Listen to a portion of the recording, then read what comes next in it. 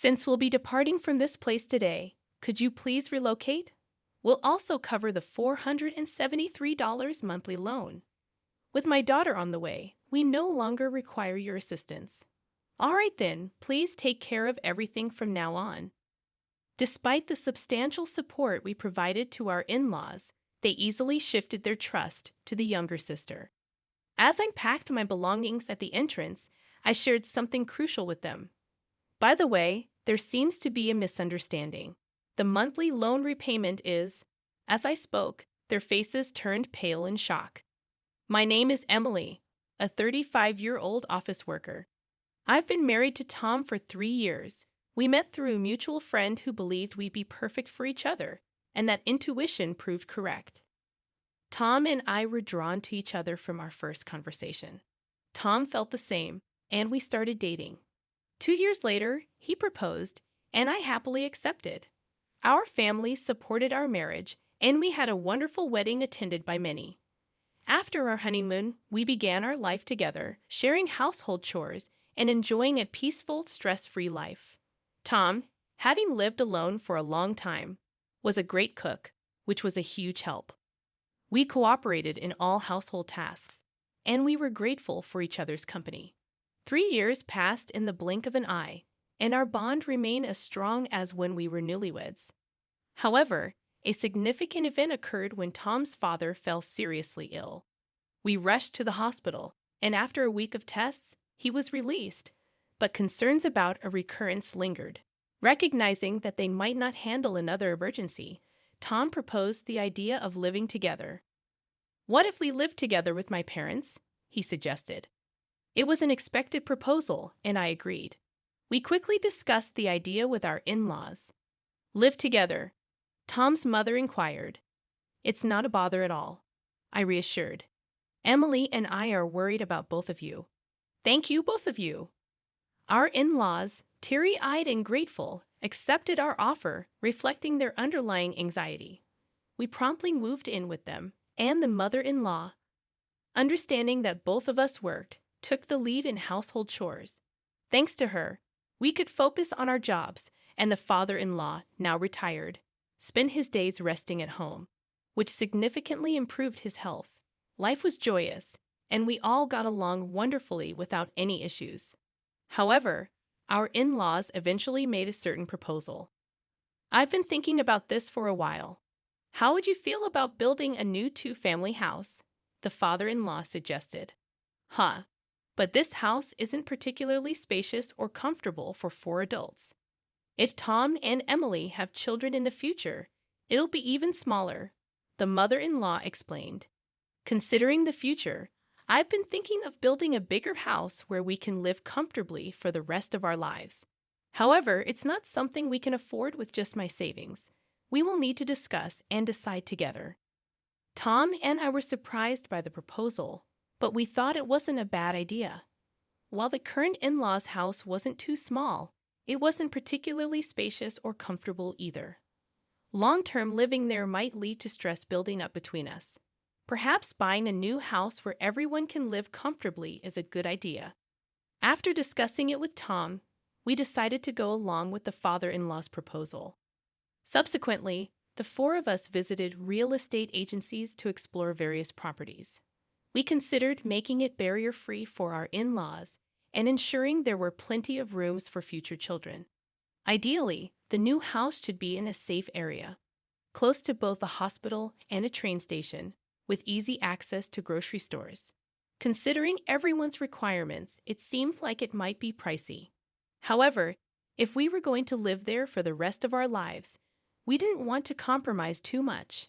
Every family member felt the same way, so with determination, we decided to build our dream house, even if it cost a lot. After some time, our new home was finally completed. The exterior and interior were both new and beautiful, lifting our spirits just looking at it. "This is really amazing. I can't be sick anymore. I want to stay healthy and live here for as long as possible." The in-laws expressed their joy. My husband and I were equally excited, realizing that this would be the house that would be with us for our entire lives, even when we have kids. I want to play catch in the garden and have barbecues. That sounds great. Let's make lots of family memories here. We were overflowing with excitement and joy. Living in the house turned out to be truly comfortable, and it felt like the pinnacle of happiness. Being in a comfortable home made me even more enthusiastic about my work.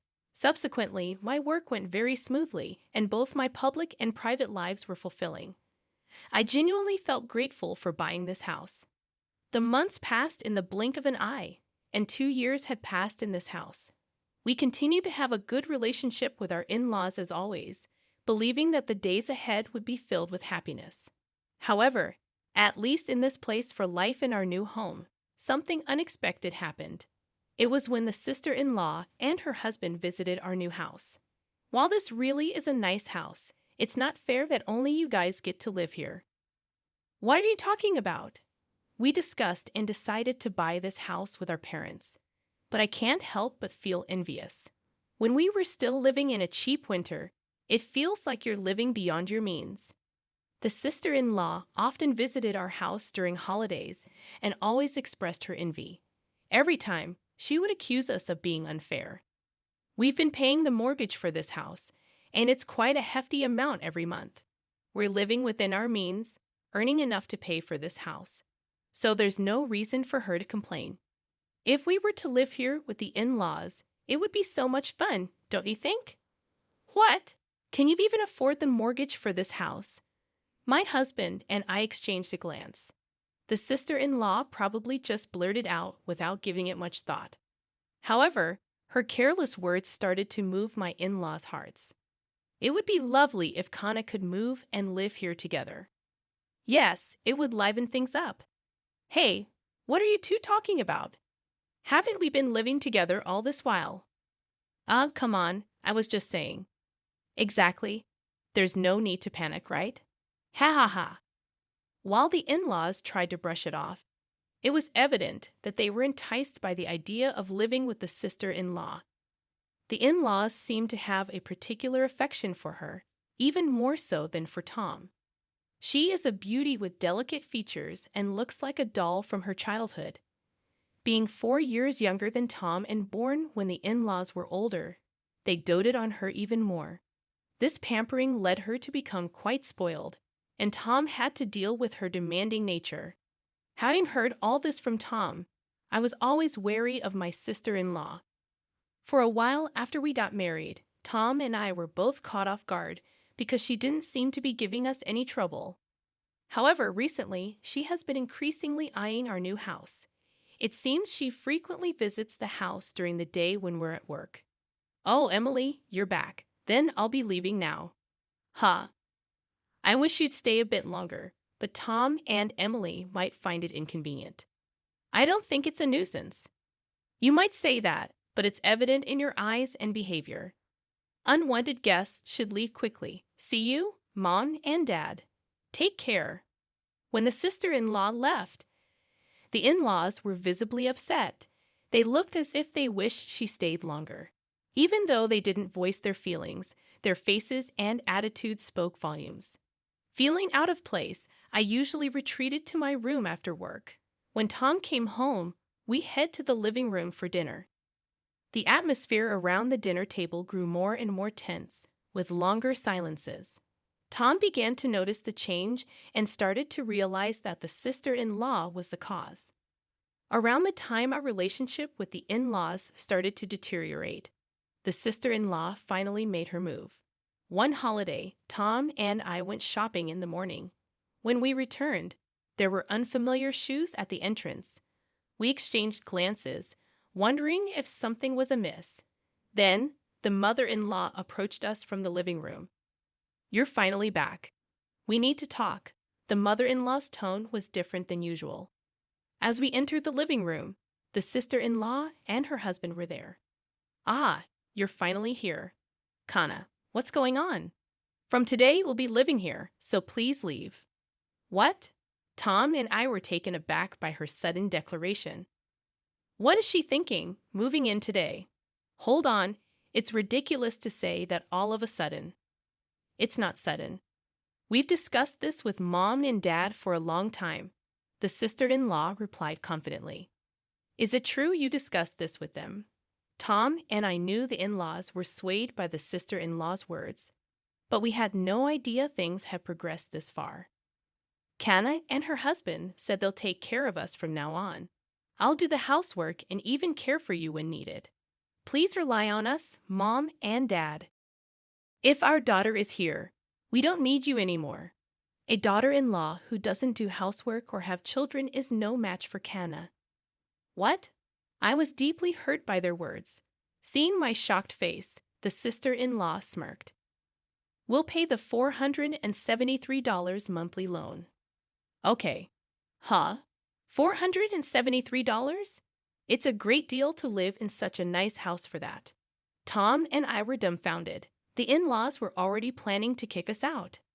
After such treatment, we couldn't continue living there. Is that settled? We can't leave immediately. Could you give us at least a week? We need to find a new place. Fine. Ah, you're looking forward to living with Kana and her husband from today. The in-laws looks disappointed the sister-in-law, but she and her husband were extremely happy that we decided to leave. Calm down, Mom and Dad. The house isn't going anywhere. I'm looking forward to a week from now. The in-laws and the sister-in-law's family were thrilled to drive us out. Did Tom and I seriously consider co-living with such people? We quickly arranged to view rental properties and moved out within a week. The day to leave our home arrived. Please take care of everything from now on. Don't ever get involved with us or come to this house again. Their words were harsh. We had supported the in-laws so much, and they switched allegiance so easily. Now we can finally live with Mom and Dad in this house. Living comfortably in this house with Kana is like a dream. We got rid of the nuisance after all. Our in-laws and sister-in-law kept insulting us until the last minute we were leaving. Little did they know they would face repercussions after this. Well, it's none of our business anymore. As I gathered our belongings and approached the entrance, I shared an important piece of information. Oh, by the way, it seems there's a misunderstanding about the monthly mortgage payments. It's $1,825 every month, okay? Make sure you understand that. What? Isn't the loan just $473 a month? At my words, their faces turned pale all at once. Hold on a second. Isn't the loan just $473 a month? You misunderstood, didn't you? This house is under our father's name, so the loan is contractually agreed to be paid off through a debit from Dad's account.